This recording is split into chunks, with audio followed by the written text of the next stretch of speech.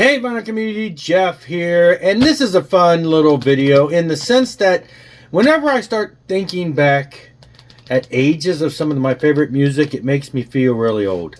And so we're looking, of course, as the title shows, we're looking at albums that are in my collection that are 50 years old. Now again, this is I can only look at the ones in my collection. I'm not talking about all the great albums that came out 50 years ago, but the ones that I have acquired. Interestingly enough, 50 years ago, I was not listening to music that much. I was listening to radio stuff and singles and stuff like that, but I wasn't buying or, wasn't big into music. 50 years ago, I would have been 9 years old. So, yeah.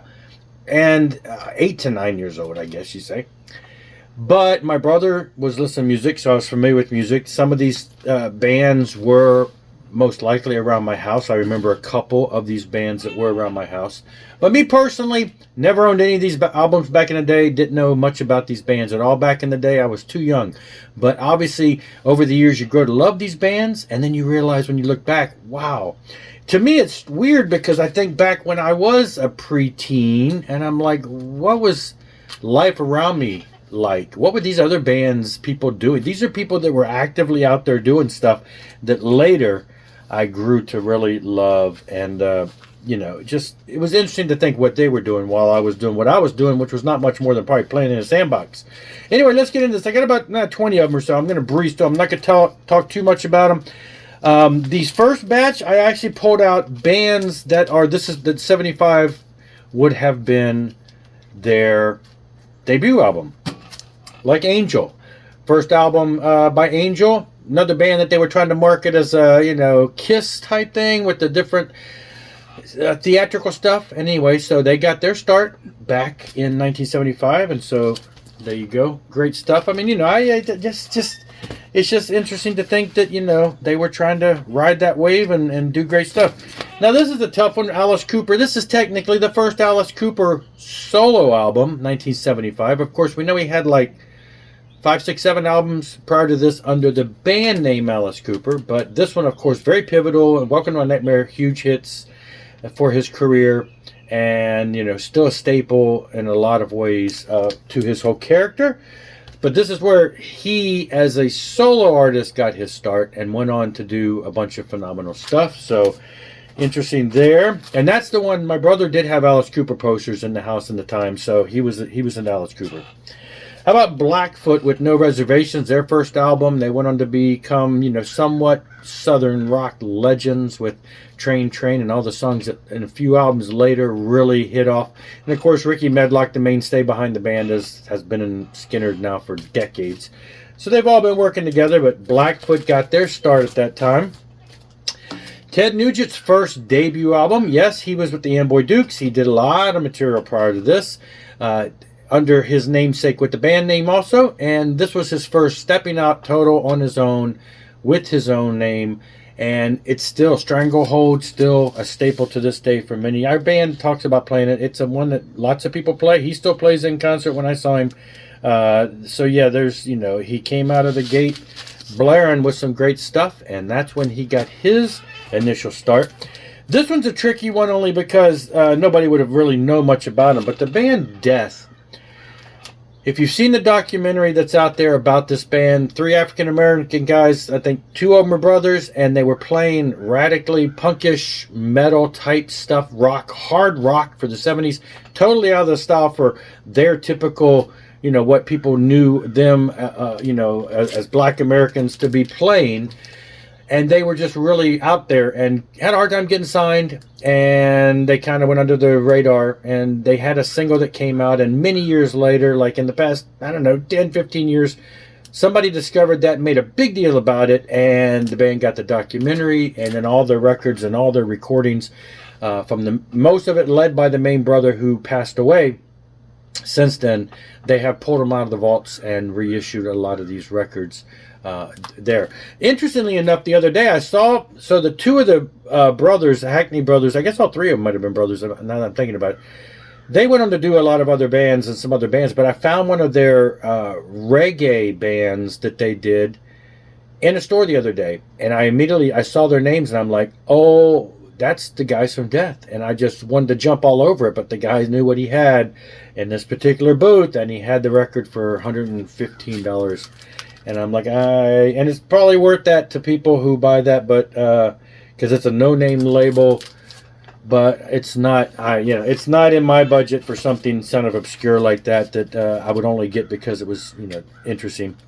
All right, and it was also the first time we saw Rainbow, the first Rainbow album, 1975. Richie Blackmore leaves Deep Purple, goes off on his own, steals the guys from Elf with Ronnie James Dio, and became Rainbow, and did a lot of great stuff, of course, we know.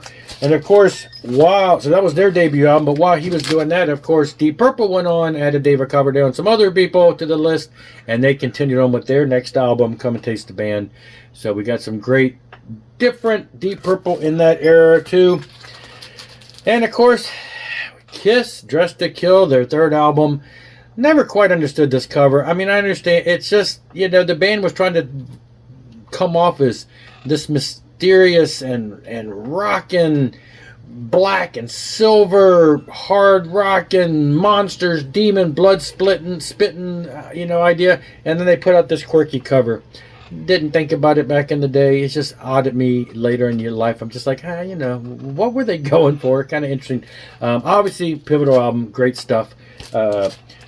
As a big Kiss fan. And of course, that year was a year that we got the ultimate, probably still one of my favorite live albums, Kiss Alive. I know, live albums. I'm not worried about that. It's a great album. I love it. I grew up on it. I cut my teeth on it. I played air drums to so much of this. The drum solo, 100,000 Years, everything. Great album. I love it, whether it's totally real or live or not. Step In, Black Sabbath with Sabotage. This is what their fifth or sixth album in the 5 years of their existence. I'm forgetting how many albums they had, but so yeah. Force It by UFO. This is their fourth album.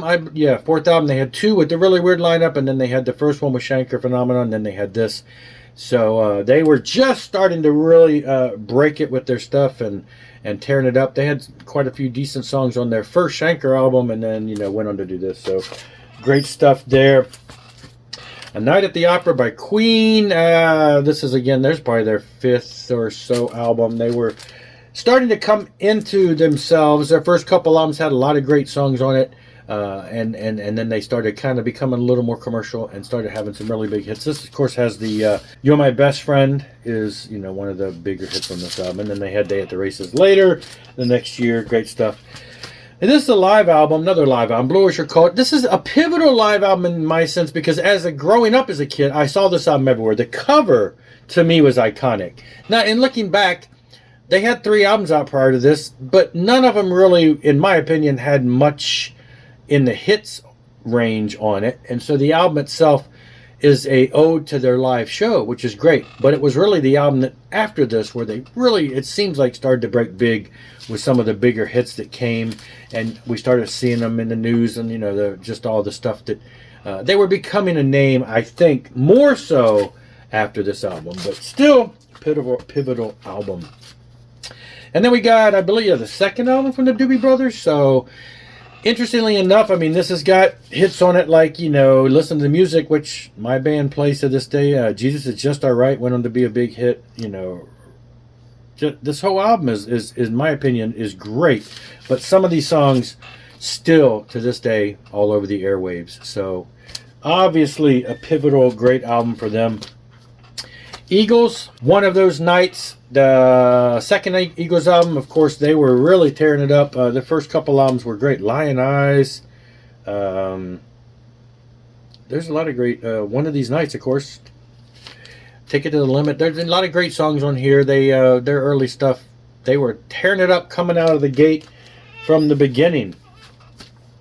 And this is like the 7th album from Gentle Giant in 5 years, 1970. I believe there's like 7 studio albums at this time. One of the early prog bands that influenced a lot of other prog bands, even to this day. Great stuff. I pick up whatever Gentle Giant I can get. Billy Joel, Streetlight Serenade. This is somewhere in his 3rd, 4th album or so. I love this album. I love this era, but of course it was shortly after this where he really started churning out the hits that we all know and love. When the 80s rolled around, he became a big staple.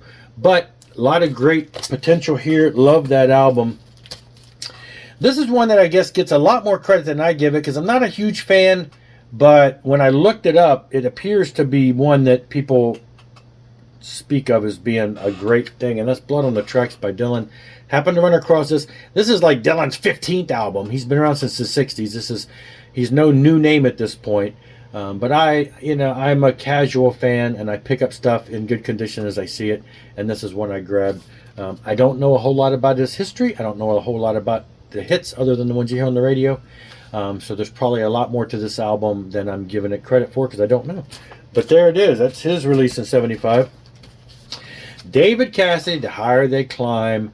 Solo, he did a bunch of stuff, of course, with the Partridge Family. This is his 4th solo album, as he was trying to break away from that bubblegum rock and go to a pop rock style of his own. And so, yeah, I actually picked this up not too long ago. I don't think I ever showed it, but I picked it up for real cheap from a guy when I was buying some stuff on Discogs. All right, Montrose, the 3rd Montrose album. Sammy Hagar sang on the first 2. This is the first one without him. It's a great album. I'm a big fan of the first Montrose album. Second album, pretty good. And this album was great. He went on to do like 5 Montrose albums before he started doing things like Gamma and then the Ronnie Montrose solo type stuff. Great album. Recently picked that up. And the last one we got here is Stand Back from April Wine. Canadian rockers that had 4 or 5 albums before this. And it wasn't until a bit later when they really started to break, at least in my opinion, became more known in the U.S. at least. And of course, a lot of that has to do with the MTV era of the early 80s.